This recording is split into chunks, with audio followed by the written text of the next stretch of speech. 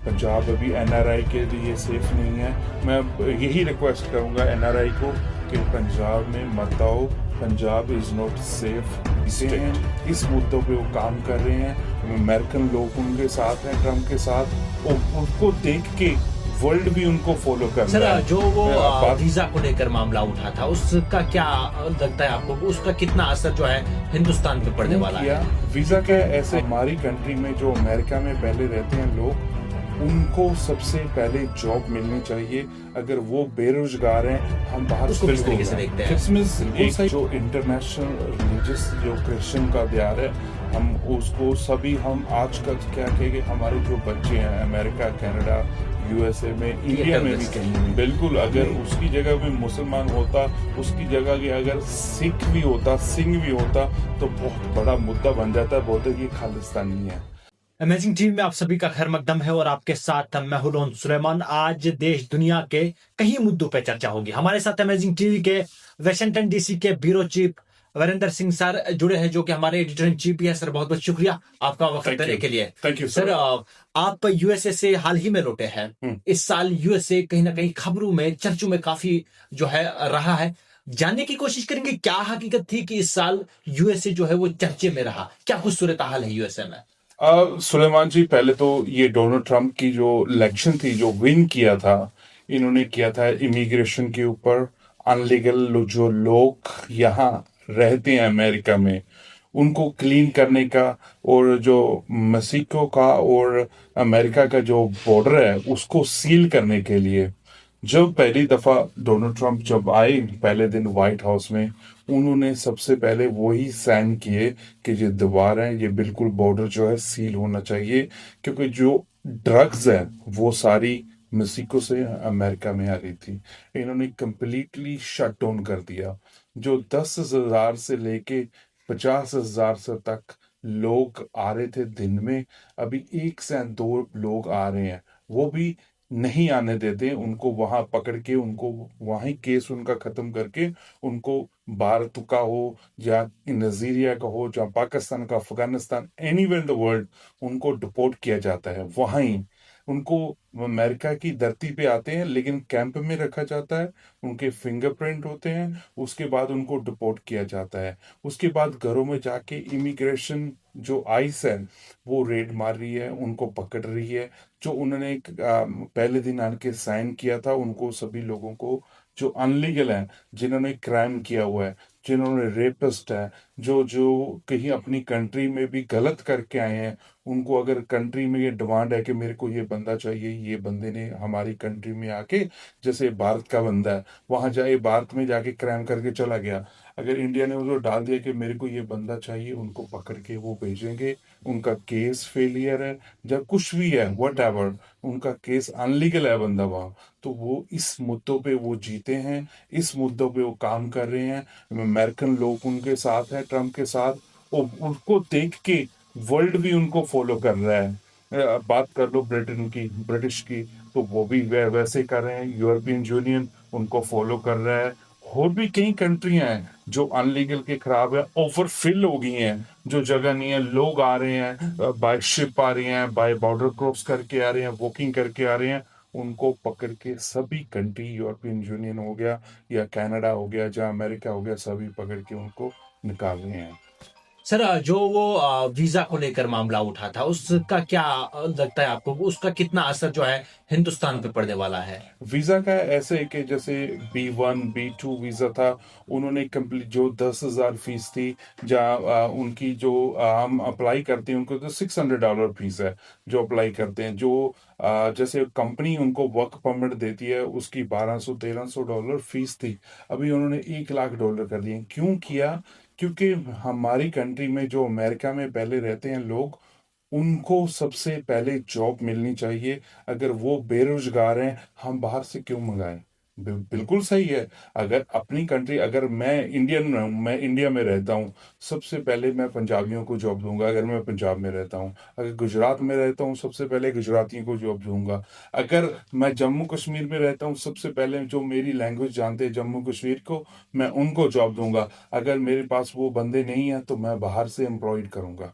क्या मतलब हो गया था? अपने मुल्क की बेरोजगारी को खत्म करने के लिए ये कदम उठाया गया था। बिल्कुल, क्योंकि बेरोजगारी बढ़ गई थी बाइडेन की सरकार में, इसीलिए ये ठोस कदम उठाने पड़े, इसीलिए वीज़ा जो बंद करने पड़े। लेकिन उसका आपको क्या लगता है सर कि उसका कितना असर जो है इंडिया पे पड़ने वाला है? क्योंकि सबसे ज्यादा अगर बाकी कंट्री के मुकाबले में बात करें, हिंदुस्तान के नौजवान वहां पे जॉब्स या डिफरेंट फील्ड्स में करने जाते थे, कितना असर पड़ा? क्या होता था कि जब आप कोई स्टूडेंट वीज़ा पे गए, आपने स्टडी कंप्लीट किया, तो आपको क्या था कि आपके पास ऑप्शन था, आप कोई कंपनी ढूँढो, जो आईटी की कंपनी, या अगर मेडिकल फील्ड में हो, किसी भी फील्ड में हो आप, तो उनको वो अगर लाइसेंस है उनके पास, जिसको लेबर लाइसेंस बोलते हैं, तो वो आपको स्पॉन्सर कर सकते थे, आपको अडॉप्ट कर सकते हैं, आपको 3 साल का, 2 साल का, 5 साल का आपको काम पे रख लेते हैं। वो आपको मिनिमम पे वही अमेरिकन से भी कम देते थे। जब उनका एक सडनली क्राइटेरिया आया कि इतनी आपको सैलरी चाहिए, लेकिन वो उन्होंने क्या किया कि अगर आप पढ़ते हो, यहाँ स्टडी करने आते हो, अब स्टडी कीजिए, वापस जाइए। जहाँ कुछ आप बाद में जॉब मिल गया, फिर अपनी फैमिली भी यहाँ मंगा सकते थे। बिल्कुल। ठीक है। अभी वो क्या था कि एक के ऊपर 5-6 डिपेंडेंट हो जाते, 2-3 बच्चे होते थे, वाइफ होती थी, बिल्कुल। तो ये बर्डन जो बढ़ता था, ये अमेरिकन के ऊपर बढ़ता था। टैक्स तो एक बंदा पे कर रहा है, तो 5 बंदे उसके ऊपर डिपेंडेंट है। ओवरफिल हो रही थी। बाइडेन की सरकारों में ये चीजें नहीं थी, अभी ट्रम्प सरकार आई, सबसे पहले ये चीज इन्होंने की है। सर आपकी यूएसए के साथ-साथ हिंदुस्तान या बाकी ममालिक पे भी नज़र रहती है। आपसे जानना चाहेंगे कुछ रोज़ से वो मुद्दा जो चर्चा का विषय बना है, क्रिसमस के दिन जो अटैक्स हुए, उसको किस तरीके बिल्कुल। से देखते हैं? क्रिसमस एक जो इंटरनेशनल रिलीजियस जो क्रिश्चियन का त्योहार है, हम उसको सभी हम आजकल क्या कहेंगे, हमारे जो बच्चे हैं अमेरिका, कनाडा, यूएसए में, इंडिया में भी कहीं भी, हमें अपने रिलीजियस के बारे में नॉलेज, अपने रिलीजियस के बारे में हम पक्के हैं, लेकिन दूसरे रिलीजन्स पे भी हमें फोकस करना चाहिए कि उनका क्या कंट्रीब्यूशन था वर्ल्ड के ऊपर, दुनिया के ऊपर, जीसस क्राइस्ट के ऊपर उनका जन्म कहाँ हुआ। तो ये क्रिसमस वो मनाते हैं, हर स्कूलों में मनाई जाती है, हर हर सब कॉलेजों में भी मनाई जाती है। हमें कोई राइट नहीं है चर्चों में जाके उनकी चर्च में तोड़ फोड़ करने का, मोहल्लों में जाके, मॉल है जहाँ स्टैचू लगे हैं सेंटा क्लॉज के, वहां तोड़ने का। जीसस क्राइस्ट का बर्थडे है, जीसस क्राइस्ट का वो क्रिश्चियन लोग मनाते हैं, हमें उसकी खुशी में शरीक होना चाहिए। हमारी दिवाली आती है, ईद आती है मुसलमान की, हम सभी मनाते हैं। हमें भी फक्र होता है कि हम वो कंट्री में रह रहे हैं, इंडिया में, वर्ल्ड में वो कंट्री में रह रहे हैं, अमेरिका जैसे कंट्री में रह रहे हैं कि हमें रिलीजियस, जहाँ वो क्रिश्चियन कंट्री है, हमें वैसाखी मनाने देते हैं, हमें ईद का त्योहार मनाने देते हैं, हमें यूश का त्योहार मनाने देते हैं।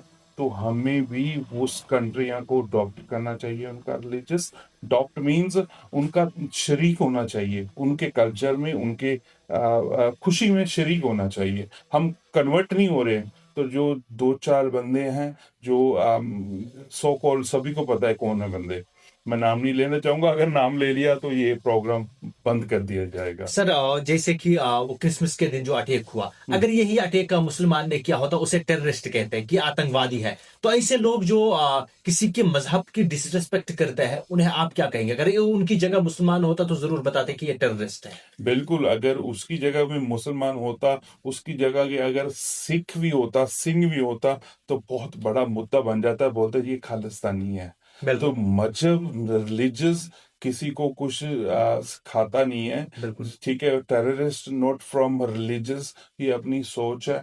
बंदे ने क्या क्या सीखना है क्या नहीं, अच्छे लोग भी हैं मजहब में और बुरे भी हैं।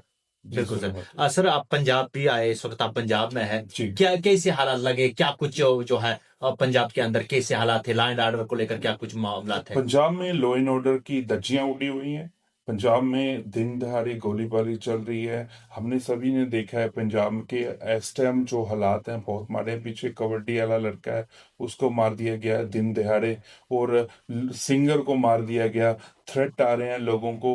पंजाब अभी सेफ नहीं है, पंजाब अभी एनआरआई के लिए सेफ नहीं है। मैं यही रिक्वेस्ट करूंगा एनआरआई को कि पंजाब में मत आओ, Punjab is not safe state. Sir क्या वजूहात थे पंजाब, अगर आप कहते कि पंजाब जो है वो एनआरआई के लिए सेफ स्टेट नहीं है, क्या वजूहात है इसके पीछे? हमें जो एनआरआई यहाँ आता है उसको क्या चाहिए? एनआरआई को कुछ नहीं चाहिए। एनआरआई पंजाब में आता है, इंडिया में आता है देने के लिए, नॉट लेने के लिए। बिल्कुल। ठीक है, वहां से आएगा, 10-15 हज़ार डॉलर स्पेंड करके जाएगा, बिल्कुल। शादियों में आएगा। बिल्कुल। ठीक है, अगर कोई बिजनेस करना चाहेगा, लोगों को रोजगार चाहिए। अगर उनके पास सेफ्टी नहीं है, अगर आपका एनआरआई सेफ नहीं है, आपका टूरिस्ट सेफ नहीं है, तो कौन आएगा पंजाब में? अगर पंजाब की बात नहीं कर लूं, जम्मू कश्मीर की भी बात कर लूं, हिमाचल की भी बात कर लूं, अगर टूरिस्ट सेफ नहीं है किसी कंट्री में, दुबई में अभी क्यों लोग जा रहे हैं? सभी दुबई में क्यों घूमने जाते हैं? लड़कियां अकेली वहां जाती हैं, क्यों जाते हैं? क्योंकि his a safe country, Dubai Arab country पूरी सेफ है। पंजाब सेफ क्यों नहीं है? पंजाब में लोग क्यों कम आ रहे हैं? अगर टूरिस्ट, अभी देखना, ट्रैवल एजेंसी से बात करो, किसी से भी बात करो, वो बोलते हैं कि अभी टूरिस्ट नहीं आ रहा। क्यों नहीं आ रहा? पिछले दौरान गोलीबारी, जो एनआरआई की क्या सेफ्टी है? अगर कोई एनआरआई आता है, अपने परिवार के साथ आता है, तो उसकी सेफ्टी भी जरूरी चाहिए ना। कोई सेफ्टी नहीं है। बिल्कुल। कोई सेफ्टी होगा तो लोग यहाँ आएंगे अपने बच्चों को लेके, अपनी फैमिली को लेके। वहां सेफ कंट्री में रहते हो आप, अमेरिका, कनाडा, यूके, यूरोप में कहीं भी रहते हो, तो वहाँ आपकी फैमिली महफूज है, वहाँ अपनी फैमिली सेफ है। क्यों ये झंझट में पड़ना? 10-15 हज़ार डॉलर भी लगाओ, उसके बाद में स्ट्रेस लेके जाओ, क्या फायदा? ये जिम्मेदार किसको मानते हैं इन चीजों के आप? जिम्मेदार सारी सरकार है, पंजाब सरकार भी है इसके अंदर, जो हमारी पुरानी सरकारें थी वो भी जिम्मेवार है। क्योंकि सेफ्टी पहले चाहिए। सेफ्टी के लिए क्या किया? बड़े बड़े बोर्ड लगा दिए। मैं देख रहा हूँ, पंजाब में घूम रहा हूँ, सिर्फ बोर्ड लगे हुए हैं आम आदमी पार्टी के। ऐसे कांग्रेस के टाइम पे लगे थे, ऐसे अकाली दल के टाइम पे लगे थे। इनको अपनी रोटियां सेकनी है, अपनी सियासत करनी है, वहां अमेरिका, कनाडा, यूके, यूरोप में आके अपने फंड इकट्ठे करने हैं। इसके अलावा तू कौन तो मैं कौन? सर एक और सवाल रहेगा, पंजाब बाढ़ को लेकर रहेगा। हमने भी कवरेज की थी, क्या लगता है कुछ तब्दीली आई उस बाढ़ के बाद? क्या उन लोगों को जो अफेक्टेड पीपल थे बाढ़ में, लगता है कि उनकी मदद सरकार की जानिब से की गई? नहीं, मेरे को अभी तक ऐसा कोई परिवार नहीं मिले कि जिसको कुछ राहत मिली हो, पंजाब की तरफ से, या सेंट्रल गवर्नमेंट की तरफ से, या किसी की तरफ से। अभी भी वही हाल है, लोग अपने पैरों पे आप खड़े हो रहे हैं, अगेन अपने आप घर बना रहे हैं लोन लेके, या फाइनेंशियली लोग हेल्प कर रहे हैं। और और कोई फ्यूचर नहीं है। किसी ने पंजाब में सिंगर, आर्टिस्ट, इन्होंने हेल्प की है, या संस्था ने हेल्प की है, दूसरे लोग ने, जो सरकार के, कांग्रेस, अकाली दल, बीजेपी, किसी ने थोड़े बहुत पैसे दे के फोटो खिंचा के चले गए हैं। तब से लेके अब तक कोई नहीं आया। सर जरा जम्मू कश्मीर की बात करते हैं। जम्मू कश्मीर के कुछ मुद्दे जो है चर्चा में रहते हैं। हाल ही में जम्मू कश्मीर के वो लोग, आप जानते हैं कि बखूबी बेरोजगारी हमारे मुल्क में पीक पे है। सिक्किम जे के एग्जाम के नाम इस पे हो रहे हैं। एग्जाम होता है 4 साल बाद, उसके बाद रिजल्ट आने के टाइम क्या होता है, उसे कोर्ट किया जाता है क्योंकि इस पे पेपर लीक हुआ है। ऐसे में नौजवान जो है वो चाहते हैं कि हम बेच के अपना घर चलाएं। यहाँ से जम्मू कश्मीर से जो नौजवान अपने कुछ कपड़े वगैरह या शॉल भेजने बाहर जाते हैं, उन्हें हरेस किया जाता है, उन्हें जबरदस्ती कहा जाता है कि आप भारत माता की जय पढ़िए, ये बोलिए, वो बोले। वही वही लगता है ये वही मैं बात करता हूँ कि जो जम्मू कश्मीर की बात नहीं है, ये बिहार की भी यही सेम सिचुएशन है। यहाँ कम मेजोरिटी के लोग रहते हैं ना, कम मेजोरिटी, जैसे मुस्लिम कम्युनिटी के लोग हैं, कम मेजोरिटी हैं।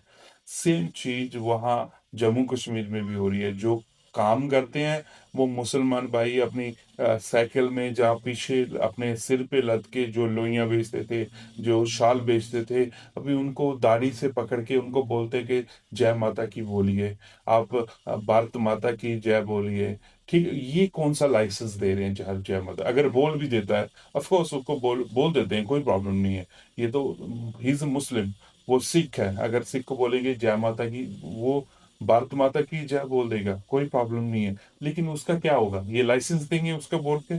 ये गलत बात है। ये कम्युनिटी, जो कम कम्युनिटी के लोग होते हैं, मेजोरिटी के लोग होते हैं, उनको दबाने की कोशिश है, ये कन्वर्ट करने की कोशिश है। ये पहले भी किया था। सर बिहार इलेक्शन को लेकर आपका क्या ख्याल है? कांग्रेस ने इल्जाम लगाया कि वोट चोरी।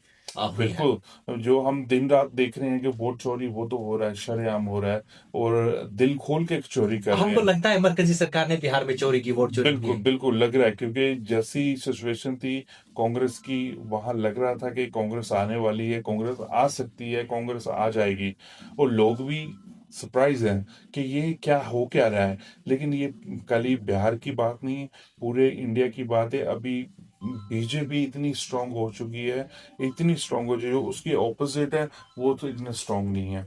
तो यही कारण है, वो जीतते जा रहे हैं, वो हर जगह जीतते जा रहे हैं, not only Bihar, everywhere, everywhere, क्योंकि इसको जो स्ट्रॉन्ग ऑपोजिशन जो चाहिए, वो स्ट्रॉन्ग चाहिए, वो इतनी है नहीं। बहुत बहुत शुक्रिया। थैंक यू, हमारे थैंक साथ यू। अमेजिंग टीवी के वाशिंगटन डीसी के ब्यूरो चीफ और editor in chief Virendra Singh साथ थे, जिनसे हमने आज कई मुद्दों को लेकर बात की है, और ऐसे मजीद जो है विषय जो चर्चा में है उस पर हम बातचीत जरूर करेंगे, वो भी आप तक पहुंचाएंगे। तब तक आप हमारे साथ यानी अमेजिंग टीवी साथ बने रहिएगा। आप ऐसे मजीद शुमारों के लिए हमारी चैनल को सब्सक्राइब करना ना भूलिएगा। बहुत बहुत शुक्रिया।